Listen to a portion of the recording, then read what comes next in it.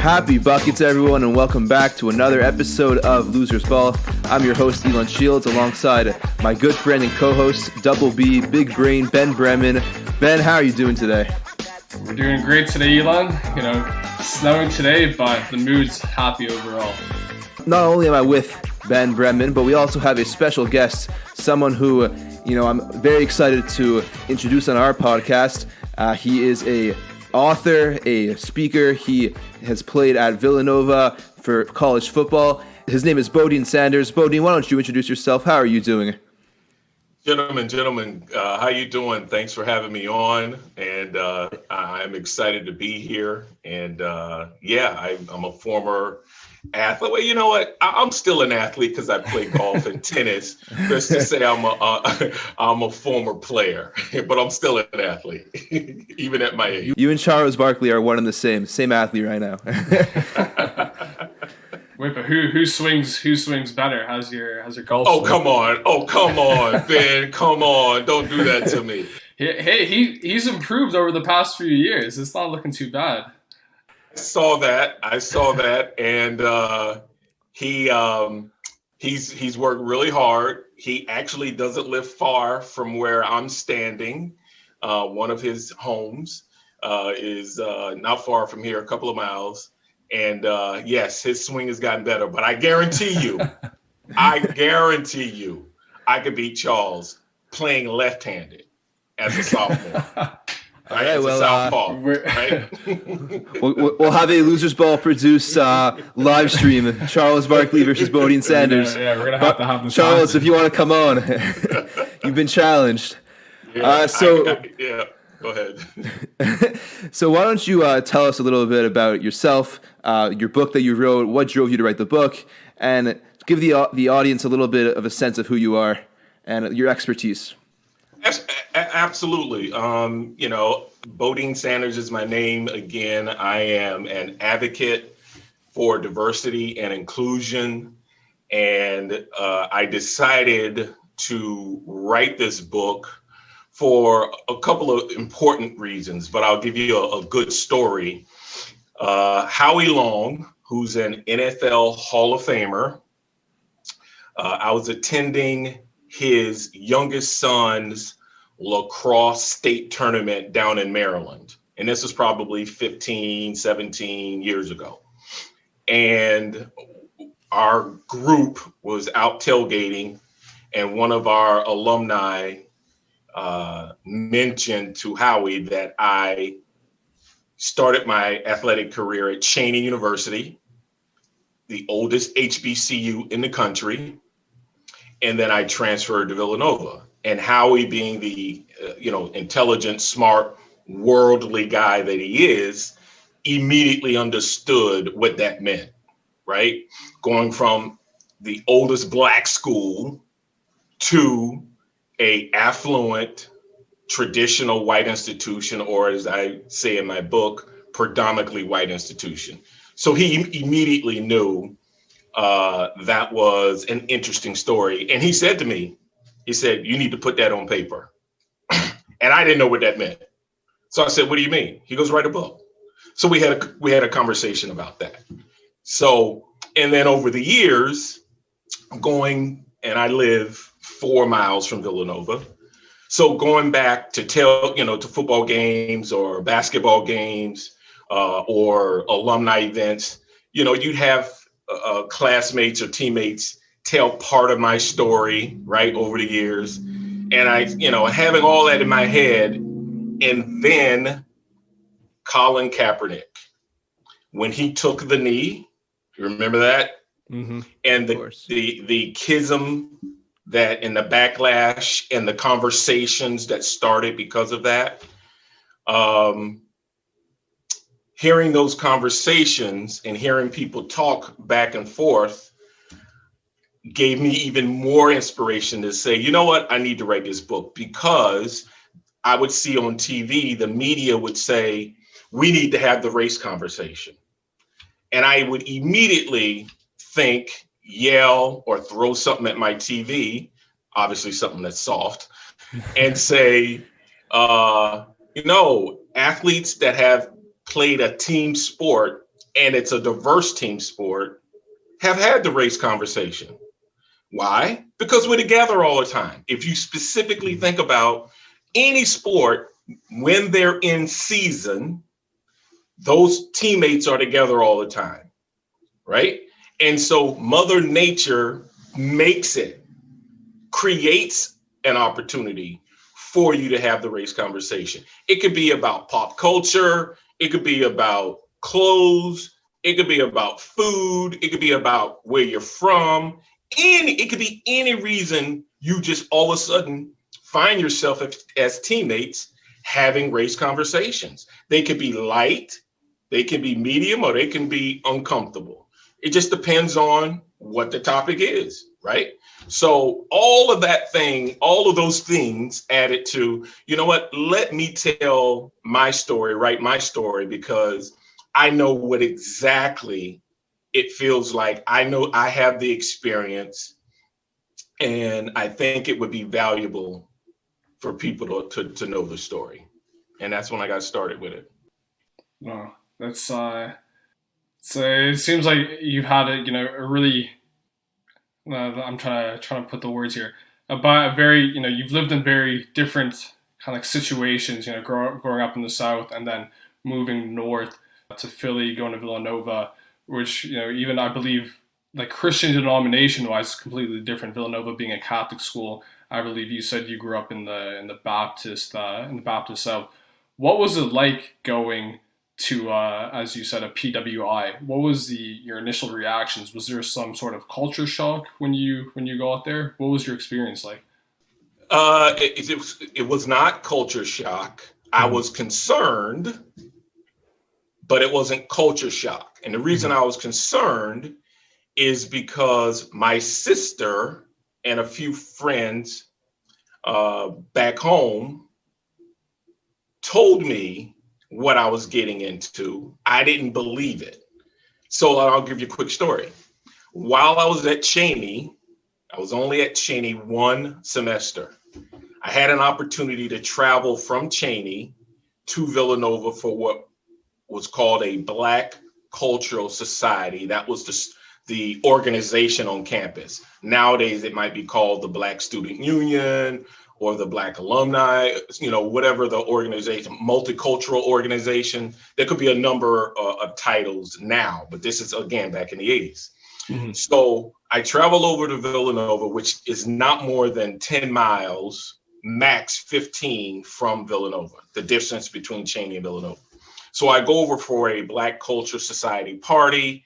That means there are all or predominantly Black students at the party. I assume Villanova had a larger Black ratio in terms of the students because it was during Easter weekend and there were no white students around, right? Mm-hmm. So the only students I saw on campus, the 2 days I was there, were Black students. So, right? So when I, over the summer, go through the transfer process, and my sister, who's attending an HBCU herself, Bethune-Cookman College, is now Bethune-Cookman University now. And my sister's 2 years older than me. I remember it like it was yesterday. She says to me, just because Georgetown has all Black basketball players on their team doesn't mean it's a Black university. Right? Remember, Patrick Ewing was there at the time. Have you ever heard? Right? And so that was her way of saying to me, hey, just because you saw a lot of Black students at this party doesn't make it a Black school. So I arrived on campus and immediately I figured out that I was wrong. My sister was right? Doing freshman orientation, the first 2 days, I didn't see anybody that looked like me. So I was like, okay, I was wrong. All right. So, but to answer your question specifically, no, it wasn't culture shock because I was there for one reason, at least in my mind. I was there to play football. I went from Cheney, which was a Division II football program, to Villanova, which was a Division I AA program. So I was stepping up. And as a little kid, a little chocolate morsel growing up from the age of, 8, 9, 10, 11, 12, until my mom allowed me to play football in junior high school, I always dreamed of playing big time football. I grew up where you're talking Auburn, Alabama, Florida, Florida State, Miami, South Carolina, North Carolina, Vanderbilt. This is big time football. Georgia, the Georgia-Florida game was in my hometown, deemed or has the moniker of the world's largest cocktail party. People would literally come in a week early with their RVs and then leave 3 or 4 days after the game ended. So I grew up with watching big time football on TV. So that's what I wanted to play. So I didn't leave Cheney because I didn't like it. I left Cheney because it was a better opportunity football wise. So when I arrived on the campus, I was focused on football. But yes, it was in the back of my mind. I did notice it. I was the only kid, right? The first couple of days walking around campus and didn't see anybody like me. But eventually, the more kids started funneling back on campus, the more I was able to meet, other students that looked like me and go from there. And what about from the other students, though? Did you feel that they were looking at you in a different light, and that they looked at you from they were white themselves and they looked at you a little bit differently, or maybe they looked at you differently because you were a college athlete, because you were on the football team and that was a esteemed position to be in? What about, from their perspective, did you feel a little bit different? Did you feel it was because of a race situation, because you're a college athlete, student athlete, or something else? Elon, that's a great question. And to be transparent and real and honest, yes, there were pockets of my white brother and sister classmates who viewed me from the lens of a Black athlete. There were some of my classmates who didn't give a ham sandwich if I was an athlete or not. They just wanted to know me as a person, right? And then there were some probably who didn't want to know me, right? Sure. So it's probably no different than any other campus in the United States. So to paint a picture of it was utopia, that would be wrong and it wouldn't be true. So, but that's part of life. Some of our classmates appreciated that I was an athlete. What's wrong with that? Right? Right? And then some didn't care that I was an athlete. They just wanted to know me as a person. Maybe we had a class together and they, viewed our friendship as an opportunity to get to know other cultures and those things that building a relationship. So yeah, I mean, I'm sure people had their own agenda regarding why they wanted to be friends, but not to jump too far ahead. But in the end, when I graduated with a positive outcome. But to stay on your question, yeah, I mean, there were people who were not used to a Southern Black gentleman with the Southern hospitality, meaning I would literally walk by people. I wouldn't walk up to them, but I would walk by people as people were walking by and I say hi. Well, some people who stay from New York, New Jersey, those people who don't make eye contact and say hi, they probably thought that was a little odd. So sure. But then there were people who I would speak to and they would speak back and then we'd have a conversation. So everybody's personality was different. And then everybody, based on the region of the country, their personality could be different. I didn't hold it against them, right? My goal was, my first and foremost goal was, I was doing something for the second time. I had to walk on Cheney's football team and earn my way on. And now I had to go through the same process at Villanova and earn a spot on the team. So it wasn't my main focus, but yes, the ratio and the issue of being, not the issue, but being in a new environment was there because, again, I grew up in an all-Black environment. I'll give you another perfect example. I started playing football in junior high school. They call it middle school now. I had all-Black coaches, all-Black teammates. Same thing at the high school level. All-Black coaches, all-Black teammates. I get to Cheney, all-Black men coaches, all-Black teammates. I get to Villanova, there's one Black coach. What are the chances he is going to be my specific position coach? The odds were it wasn't going to be, and the odds were right. He was not my position coach. So not only did I have to adjust to my new environment as a predominantly white institution, I had to adjust, which was more important, I had to adjust to my new coach because I had never in my life played with white players or be coached by a white coach. So I had to make the adjustments. And I learned that it was up to me to make those adjustments because my specific position coach, he coached other Black athletes in his coaching tenure. I was the one that needed to make the adjustments. I had to make the adjustment, right? It's not my coach's fault that I never had experience being coached by a white coach before. So it was all in the attitude. So once my teammates, specifically my other defensive back teammates, helped me through the personality of my position coach, I realized I needed to give my position coach the same level of respect that I gave my Black coaches throughout my career, right? It was up to me to do that. And once I did that, he made me a better player. So it was up to me though. It wasn't his fault. It wasn't an issue with him. It was my experience. I needed to grow, evolve, and that's what I did over time. Mm-hmm. Well, that's very interesting. Yeah, I remember, a couple of weeks ago when we spoke, you were saying how when you switched to Villanova, it was actually one of the most, I believe you said it was like one of the most diverse football teams that you played for, even though, it was at a PWI.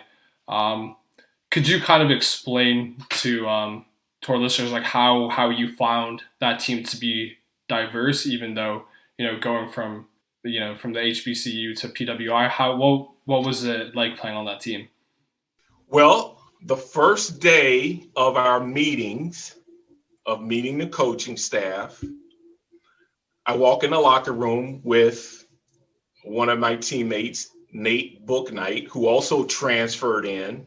He was from Norristown, which is a town in the area. He wanted to be closer to home. He initially began his college career at Liberty. Mm-hmm. And so he and I walk into the locker room, and there is, and let's just say, and it was 30 plus years ago, let's say it's between 75 and 100 players, right? Trying out for the team, right? Trying to earn a spot on the team. Nate and I walk in, and I and Nate look at each other because there are only 3 guys that look like us in the locker room. So we walk in the locker room, there's only 5 African Americans in the locker room. Me, Nate, Charles, who's another defensive back from Philadelphia, another player who I forget his name, but he was a defensive lineman, and a gentleman who I'll never forget, Frankie Baltimore, who's a running back from Harrisburg, Pennsylvania. 5 African Americans. Everybody else was our white brothers and teammates. So even in that level of low representation, it was still diverse because I'd never played on a team with a white teammate, period. So I had to learn all of the things that Nate, who had experience playing with white teammates, right? He had experience, I didn't. So I leaned on Nate a lot for advice because, again, I grew up in, as I describe in the book, the former Southern Confederate South, or the former Jim Crow South, right? That's just a spin on words. And so, you know, the experience and the things that I heard and the things that I knew about in our history growing up, right, may not necessarily be the same experience I would experience here in the Northeast. I didn't know it, but, you know, I had to go through it. So in other words, one of the things we were taught, or we heard growing up in the South, is that all white people were the same, right? That's what we heard, right? So if I heard that growing up from the age of 1 to the age of 18 and never had a white teammate, never had a white coach, and then all of a sudden I get to Villanova, I've got that thing in the back of my head saying, they're all the same, they're all the same, right? And so I had to learn that through my experience with Nate and other teammates who were white, right? And we were building a relationship. So those stereotypes were being broken down on a daily basis. Because if I'm having a positive relationship with John and Jay and Bobby, and Nate is saying, hey, look, we're building a relationship, we're a team, right? And when you have great coaches, and coaches are basically teachers, and you have a good coach or a great coach, and that coach is teaching you about the foundation of sports, trust your teammate, have your teammate back, communicate, you know, all those things, hold each other accountable, protect each other. And if you're protecting, and I heard those things, those same things from Black coaches. So if a Black coach is teaching me to protect my brothers, right, on the field and in the practice, and they're all Black, now I'm hearing the same thing from a white coach, and now we have a diverse group of defensive backs. That means those stereotypes are being broken down, right? I'm now building a relationship, right, with my guys. So that's another way you can build great relationships, by breaking down those stereotypes and those, you know, bias, those unconscious bias you may have that most of us bring to the table. And if you got a great coach and the coaches are teaching you those positive, the foundation of sports, right? Or the golden rule, or, you know, any of those positive cliches that you've heard, then sports is doing it on a daily basis, right? You're hearing this every single day you're in practice, be it in the weight room, on the practice field, right? So now you're starting to change what you believe and get rid of what you heard. Now you have proof that some of those things you heard no longer aren't true. So now you have something to go on. Does that make sense? Yeah. Oh, absolutely. Yeah, no, for sure. It's got to be tough, you know, like just when like everyone's growing up, you know, the parents say something to them, and you know, you hear from like a higher authority, so you want to take it for truth, but then I guess you kind of get out of like your own little bubble, and you know, you kind of like start to, you know, formulate like your own opinion, you know, seek your own truth. So it's got to be pretty difficult when you've heard something your entire life and you find out like, you know what, hey, that like you know, this isn't true. Like I know definitely I've like heard things growing up, and you know, as you get older, you get more mature, you know, you start to understand things more, and you kind of you know, be more open-minded, hear different opinions, and Ben, you're hitting it right on the head. Now here's the difference. I talk about this in the book, and you mentioned it earlier. My grandmother was one of the head ushers in her church. So on every Sunday, like clockwork, my siblings and I would get up on Sunday morning. My mom would, you know, make us breakfast. We get dressed for church. A bus would pick us up, and we start church, what we call Sunday school. Sunday mornings, we go to Sunday school. We'd have a break, and then we would go to church. So I grew up in my grandmother's church on Sundays, right? Mm-hmm. So what I was learning in church were factual things, like the civil rights movement, the way African Americans were treated, fighting for civil rights and all those things. Those things I learned in church and in Sunday school. I, learned Bible verses, all those things. Out on the street, walking home from school, participating, going up to the park, you hear things on a different level, right? Mm-hmm. So those are two. You've got two ears, so you got one narrative coming in one ear, another narrative coming in the other ear, and like you said, at some point you've got to make a decision on your own. What's real? What's not? Mm-hmm. What's grievance? What's jealousy? What the noise is. So when I arrived at Villanova, that gave me the opportunity to learn for myself what was true, what was factual, and what was noise. And that's the way I was able to, make my decisions based on my positive experiences as I went along. And so it helped me. By the time I graduated, as I said, I finished with a positive outcome. Well, that's awesome. How about we hear a little bit more about that in general? I mean, me and Ben, the extent of our basketball playing careers was basically high school basketball. That's basically all we've done.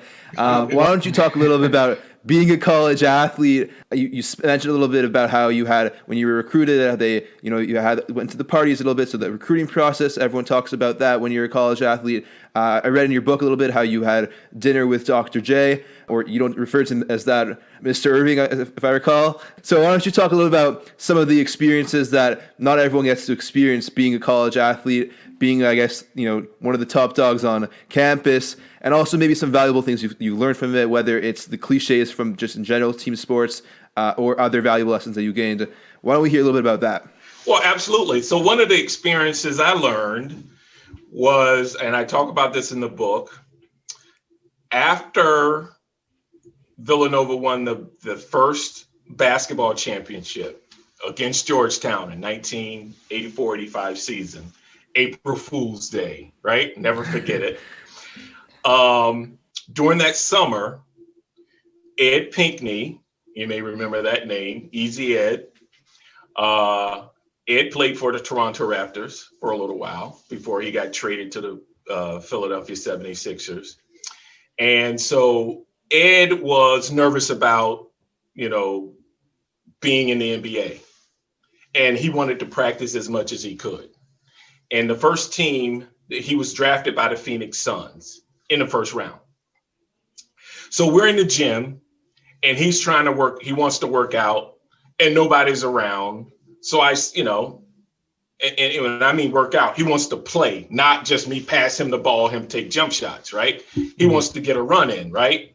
And so this little kid who I always noticed around the sports complex, his nickname was Shorty G, right? That's how I knew him, Shorty G. This little kid, he couldn't have been more than 12 years old, right? Little kid though. And he says to Ed, well, I can get you guys into St. Joe's. And back in the day, St. Joe's, Jameer Nelson, if that name rings a bell, that's where Jameer Nelson played basketball. St. Joe's is not far from Villanova, a couple of miles. But their gym was a little bit more restrictive. You had to have ID in order to get in their gym. So we weren't thinking we were going to go to St. Joe's. We were thinking, let's go to Ardmore, to the park. We know Ed know he can pick up a game there. But then this little kid goes, no, I can get us in St. Joe's. So we drive to St. Joe's and this little kid, and I'm thinking, who's this little white kid going to get us in a college gym, and he's not even a student, but he got us in without having ID, right? He got us in the gym. We walk in the gym, and there's Charles Barkley and Sedale 3. And I write about this in the book.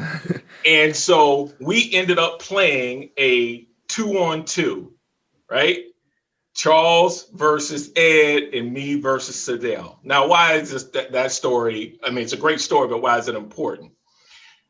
After we ended up playing each other, and Ed and Charles had experience playing each other already, right? When Charles was at Auburn, and Ed was obviously playing at Villanova. So, but this was different. Charles was a, rookie, well-known, probably rookie of the year, if I'm not mistaken, establishing himself. And Ed is in the position of trying to do the same. So they are literally having a war against each other, right? And so at the end of the game, we lost, by the way, but it was good for Ed because he got a chance to see how he could hold up against a guy he played against in college and how that guy matured enough as an NBA player. So he had a way of gauging that. But on the way home, Ed asked Shorty G, who was he rooting for? And Shorty G says, I was rooting for all of you. And Ed said, why? He goes, because I love all of you. That's the first time I heard a white kid, period, said he loved Black athletes or Black players or a Black person. I literally was sitting in the back seat going, what did he say? Those little itty bitty small experiences, if you receive them well and pay attention, you can learn something from it, right? So that's just one thing that, stayed on my mind, right? And I was like, wow, I never heard that before. And then another example is Mr. Irving, whom I just, a young lady that I knew who was a classmate was the personal assistant of at that point, Mr. Irving's wife, Turquoise, and she was a Villanova student. And if she had class or something very important to do, believe it or not, they would call me on the phone and ask me, could I come by and watch the kids? I was 6'2", 210 pounds. I was basically a bouncer, right? I was a security guard, right? So if they had to run a quick errand and they needed somebody and the personal assistant wasn't available, because my dorm was literally down the street from their home. And so I got to know the Irving family. I got to go to the basketball games if I had a chance to. And in the old Spectrum and in the basement, right, where all the locker rooms are, you have all the press corps and all that stuff. And so if you're waiting on the players to come out of the locker room after a game, obviously you have to stand in the hallway. I got a chance to see the relationship, excuse me, that Mr. Irving had with his teammate, Bobby Jones. And I paid attention. So what I saw on TV as a kid, right, when they won the NBA finals, right, I saw him hug all his teammates, but I also saw him hug, like he hugged Moses Malone, right? He hugged his coach, Billy Cunningham. But the relationship I saw him have with Bobby Jones on TV, I got to see in person. And it was real. It wasn't fake. It wasn't just because they won the championship, right? So I saw how they interacted with each other as teammates. And that had an impression on me, right? So I was able to say, wow, if a living legend has a great relationship with his teammates, but more specifically, his white teammate, I should be able to try to do the same thing. So that kind of experience, seeing that in real life, like I say, those little moments helped me go, okay, what I've heard or what I've learned about the relationships between Black folks and white folks may not necessarily be true on a larger scale. So that's what sports will do. That's what sports will do. And then the most important one is, you'll read in my book, I didn't receive a full scholarship or even a half scholarship. I had to pay my way through Villanova, right? And my fourth year, which was my junior year, right? My fourth year, I didn't have enough funds to pay for room and board. I had enough to pay for tuition, but I didn't have enough to pay for room and board, which means my dorm and meal card. And I had enough Black teammates who would say, hey, you can stay with me for a day or two while you figure out your situation, right? Because that's what I would say. Oh, no. Guys would say, oh, you can stay here. I say, hey, it's just a day or two until I can go to financial aid or figure out how to, overcome my hardship. So 1 or 2 nights I stay with Bobby Days, or I stay with Rasheed Walker or Jeff Dingle and Xavier Hargrove. But then one night I was in, we called Xavier Hargrove X-Man. I was in he and Jeff Dingle's room. I walked out of the room, walked next door just to knock on the door and say hello to the next door neighbors who were also our teammates. And I stuck my head in the door just to say hi to the guys. And they had heard that I was sleeping in the floor next door. And it was Rich Lage, AKA his nickname is Big Country, and Perry Hodge. Perry Hodge was a freshman starting punter, backup quarterback. Rich Lage, Big Country, was a backup tight end. And Rich Lage and I had experience.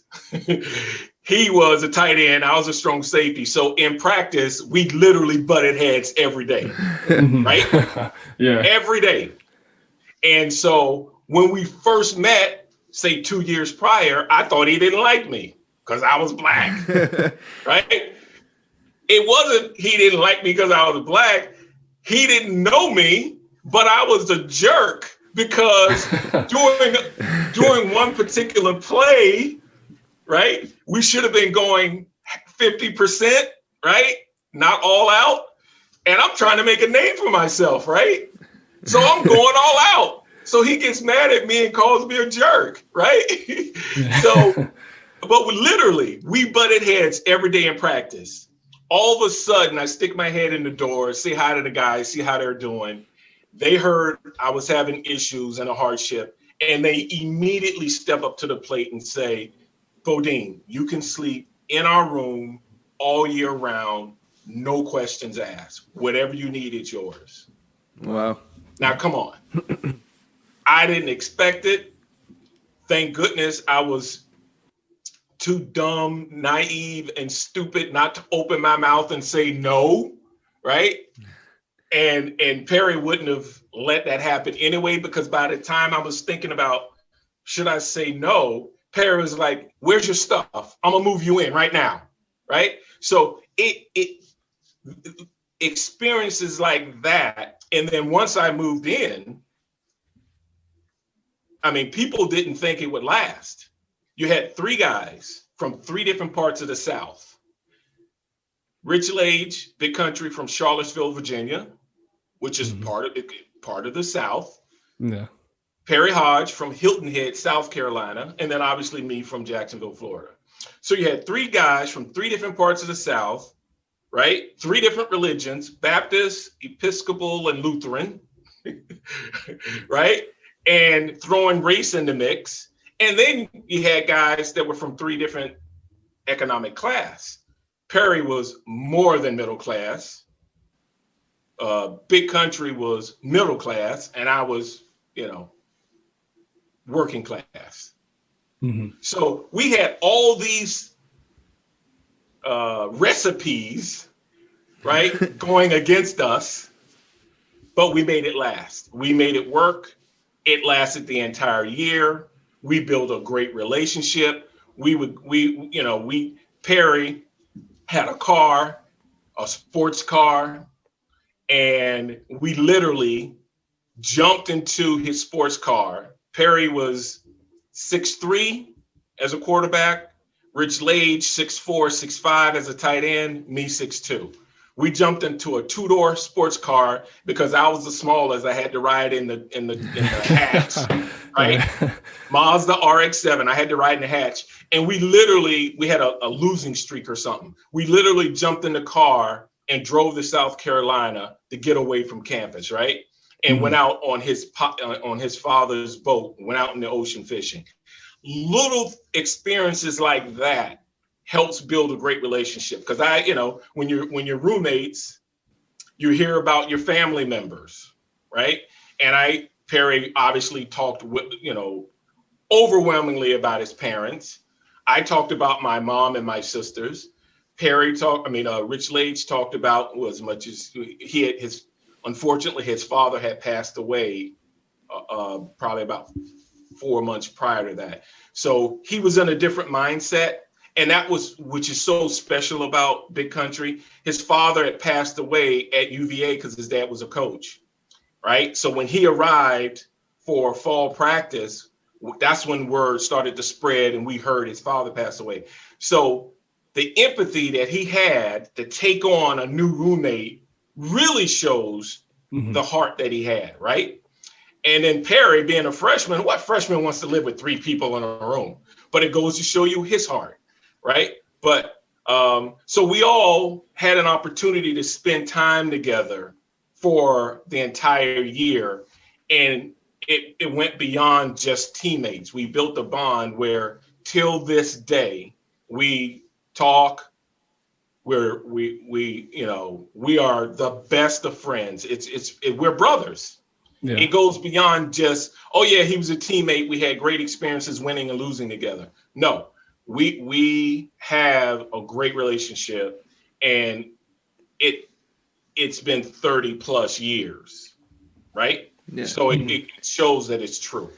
Yeah, that was going to be my follow-up question. I was going to ask if you're still in touch, but as you answered, you still are. And it just shows like how powerful, these like kind of like small, experiences can create, more than just like that little experience, creates absolutely friendship, and that's amazing to hear.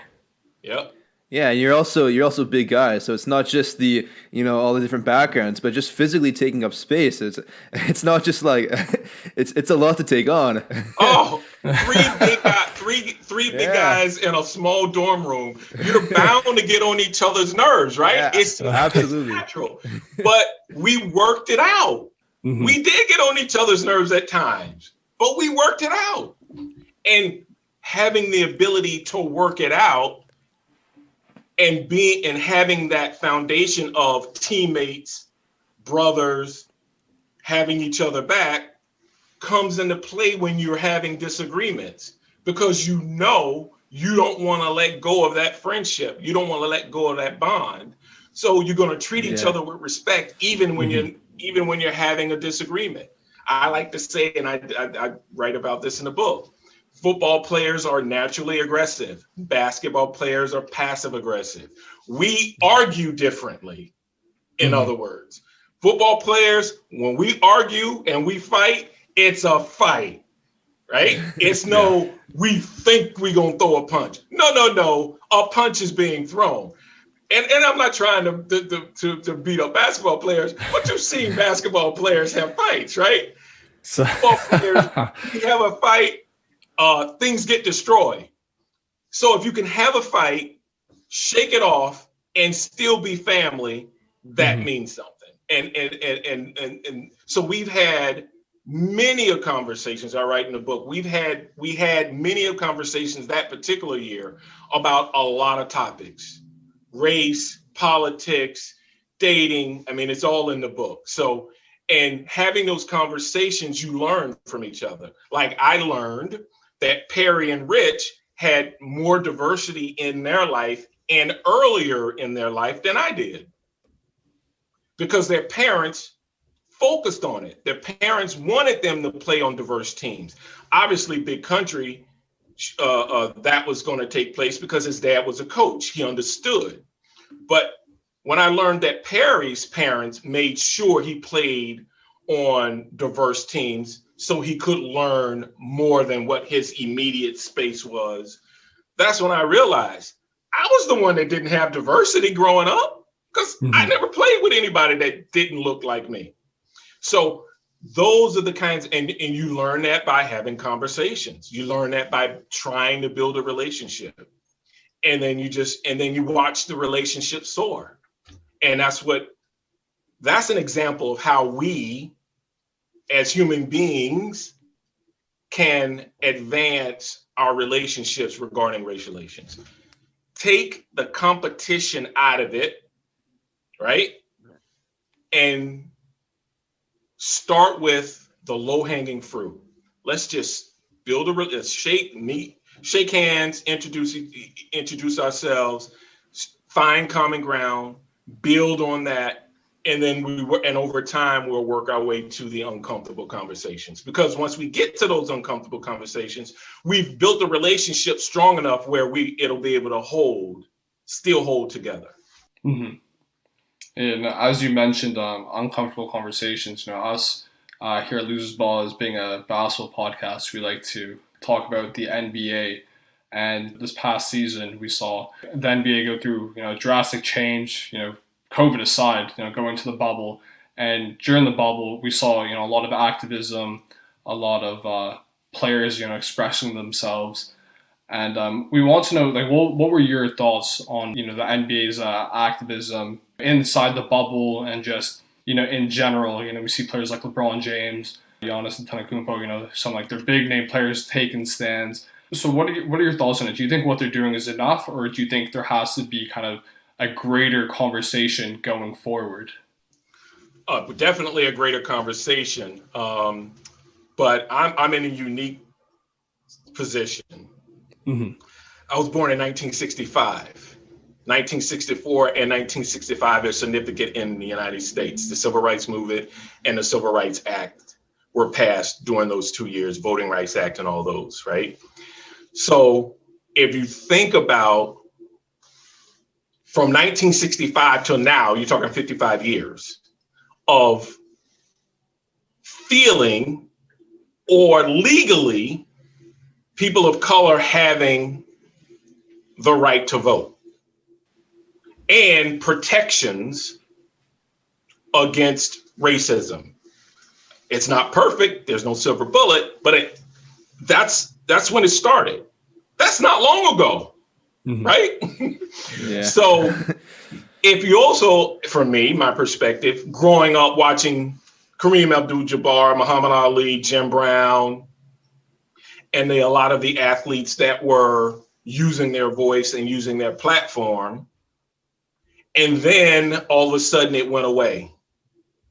Think about it. For maybe a 20 or 30 year span, it went away. There was no one really protesting. I think the last person I remember using their platform was Arthur Ashe when it came to AIDS and fighting AIDS, right?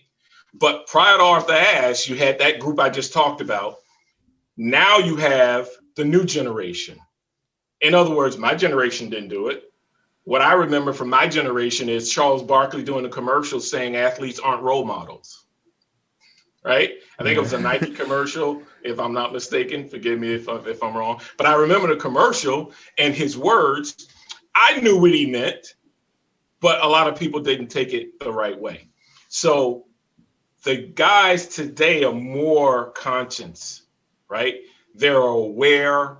They understand their platform. They understand the power that they have, which is similar to the Jim Browns and Kareem Abdul-Jabbars and Muhammad Ali's, right? And I don't have a problem with it. You got to start somewhere. Mm-hmm. Obviously, you have to do your homework and make sure you're doing it not doing it the right way. You got to make sure you have all the information that you need, right? Because you're going to make mistakes, but you want to limit the mistakes, right? It's a perfect example how today's athletes are more in tuned than my generation, right? Because again, there was not a lot of this during my time. Mm-hmm. And that's another conversation. But as you can see, everybody was on the same page. They worked together. They had conversations together. They did it together on all levels, the pros, the colleges, at least the colleges that participated, right? Mm-hmm. I'm an advocate for diversity and inclusion. Diversity and inclusion, social justice, equality, equity, they're all under pretty much the same umbrella of race relations. People just want to be treated fairly, right? Mm-hmm. Everybody wants to be treated equally. So how do we get to that point? And so if the NFL used their platform one way, the NBA used their platform, NASCAR, hockey, baseball, volleyball, women's basketball, track, whatever. The thing about athletes is we understand, based on being coached, you do everything in agreement, and then you create a plan, you create a blueprint, and then you follow it. In other words, the difference between how the athletes in the sports industry handled participating after George Floyd, you see the difference between the general public, how they participated. They were kind of all over the place. The athletes understood we're a team. We make a group decision, right? And then we follow that decision. So if the general public who want to get involved and want to participate and get off the sideline will use and follow the example of the athletes, I think more will get done. Because if you think about athletics, you're basically competing against one person against another person. My job is to force you to do something that you don't want to do, right? Mm-hmm. As a team, our job is to force the other team to lose, right? So we practice doing this together. I'll use a basketball example. You have 5 players on the team, starting 5, right? Against the other team starting 5. But you have enough players coming off the bench rotating, right? But the game plan stays the same. The goal is run the play the coach called. The coach is going to call a play based on whatever and execute the play, right? Football's a little different. You don't substitute that much, right? But you got 11 players on one side of it, and I don't like to use the offense as an example because I'm a defensive player, but you got the quarterback calls the play. All the other 10 players have their own individual job they have to do. But as a collective, they have the same job. Get that first down, matriculate the ball downfield, let's score a touchdown, and let's keep doing that until the clock strikes 0. Right? Mm-hmm. So athletes are, and you don't have to be a college athlete. You don't have to be a pro athlete. If you were an athlete in Pee Wee, Pop Warner, T-ball, all the way up to high school, if you played sports and you had great coaches, you are still part of this process. An athlete is always an athlete. I like to say, when did you retire? Did you retire after high school? Did you retire after college? Right? I retired after college, right? So some people retire after high school. You still don't take it away. Once you're an athlete, you're an athlete. And if you were coached on team, working together, team effort, principles, communication, all of those things that matter, you don't forget them, right? Mm-hmm. That's why you guys talk about sports, because you play sports and you love it. For sure. Yeah, it's a very interesting point about just doing everything unified as one. I remember when the Bucks sat out, I think it was the first playoff game in the bubble, and they protested that game. And the rest of the league they weren't upset that they sat out the game. They were upset that the Bucks made that stance without everyone else together as one, and they sort of, took that stance apart from everyone else. And the league wanted everyone to be unified. You see it with the kneeling during the anthems. Everyone does it together. Both teams, the lock arms together. It doesn't matter which team you're on. And that was a very interesting point that you just made about it's got to be an organized effort, not just everyone taking their own actions and just doing what's best for them, but rather what's best for the goal at large. Yeah. But just again, you mentioned that the big advocates when you were growing up, Kareem, Muhammad Ali, Jim Brown. Which NBA athletes, past or present, do you think really stood out, taking the mantle of the next big advocates, the next big mentors and role models? Who's really stood out to you? NBA particularly, but also anyone in athletics in general, sport players. Yeah, I mean, come on. Hands down, LeBron and Chris Paul, those guys, it's a little bit, I don't want to use the word easier, because again, the mentality of basketball and football are different.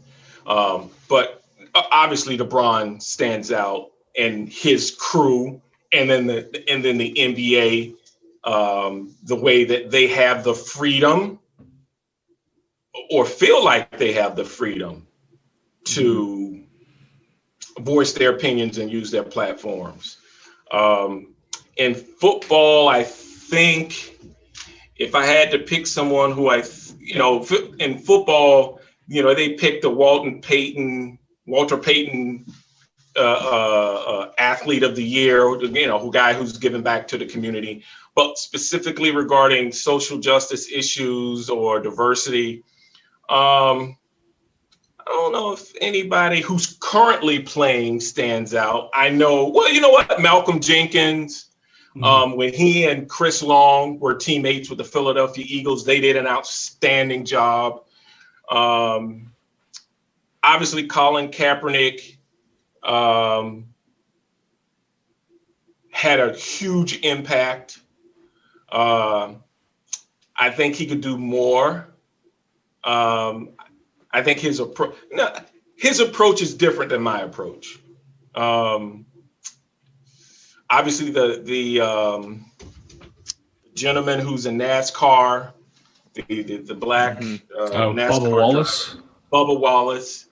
I like what he's done. So that's just off the top of my, and obviously as a team, as a group, the WNBA stands out more than anybody. For sure. Oh, no question. They were lock, stock. They were absolutely all on the same page, created a blueprint, followed that blueprint to the T.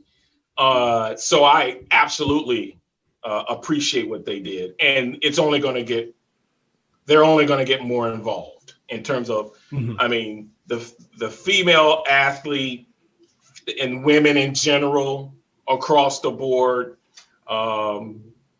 I think they're, in the next 3 to 5 years, things are going to be much different. They're going to be different perspectives and the way women have taken the opportunity to step into major leadership roles across the board. And I'm a little biased because I have a daughter. So I'm hoping that happens. Okay, so whenever we bring on some guests, we like to have these fun rapid fire questions. It's a really quick questions, back and forth, just a 1 or 2 word answer, just to hear your thoughts on various different topics, usually around sports. We'll go back and forth, shoot a question at you, see what you think. So I'll go first. I'll try to keep my answers short. Yeah, also just no explanation needed. Just completely one word. We had our first guest a couple of weeks ago. We had him, and it was just quick questions, quick answers. So Ilan, take it away. All right. First question: who is the NBA GOAT, greatest of all time? Kareem Abdul-Jabbar. Best Villanova athlete of all time. You can say yourself. Yeah, you can say. The best Villanova athlete, not any particular sport. Any sport. Villanova. The Jenkins father and son team. Chip Jenkins and his dad, Charlie Jenkins, both won gold medals in their own time, representing Villanova. Not meaning representing Villanova, they were Villanova students. So I think we're the only university that has a father and son who won a gold medal in the Olympics. Nice. All right. Which celebrity would you want to share a meal with? Which celebrity? Well, I've if you read my book, I met some living legends. It's a normal Tuesday night for you then. Yeah. Yeah. Which celebrity would I like to have a meal with? How about Jon Stewart, former Comedy Central guy? Yeah, Jon Stewart. Favorite basketball shoe brand? You guys are trying to get me in trouble. Well, Mr. Irving is obviously a Converse. I got one of my best friends works for New Balance. I've got buddies who've been under contract with Reebok. Oh my goodness. We're gonna have to make our own brand then, just so we don't get you in trouble. A friend of mine, unfortunately, she passed away less than a year ago. She used to work for And1. Didn't they make sneakers at one point? Oh yeah, of course. So I mean, it's across the board. If I had to pick my favorite brand or a favorite brand. However you interpret it, no explanation. Yeah, we can't explain. We like the controversy, you know? Well, here's a process of elimination. I've never worn New Balance basketball sneakers, so I don't know what that feels like. I've only worn, all right, I'm gonna just do it, Reebok. All right. Jacksonville or Philly?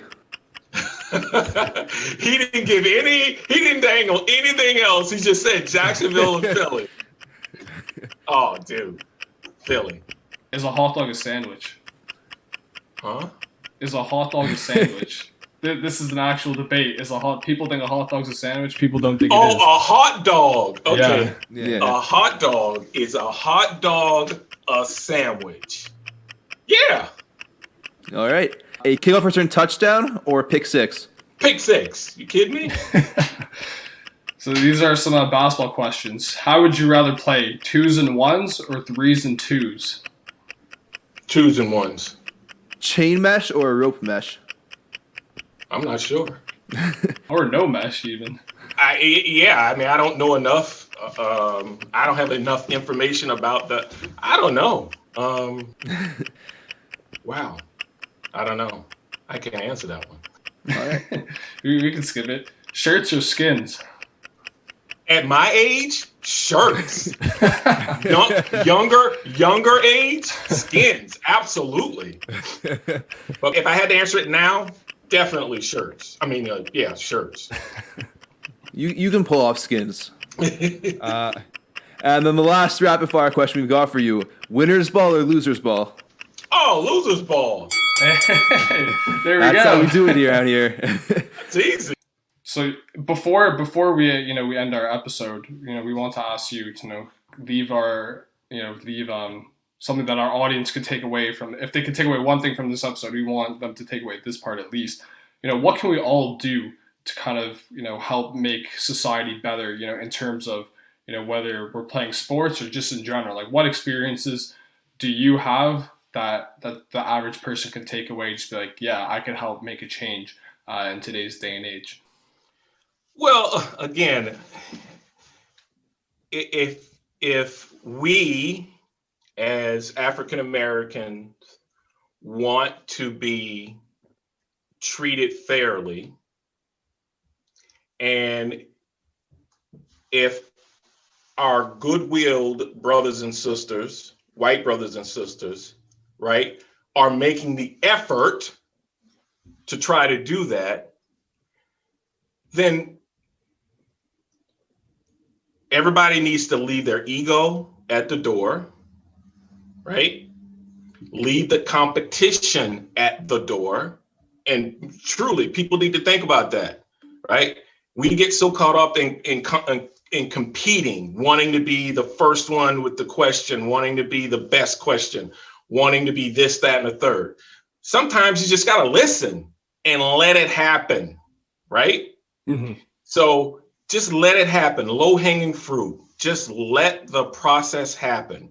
If you're in the game, right? If you're coming off the sideline and you're in the game, let it happen. Don't force the issue, right? And for my Black brothers and sisters, I might get in trouble for this. Let go, right, of the baggage, right? Bring luggage to the conversation, not baggage, right? Bring luggage to the conversation, right?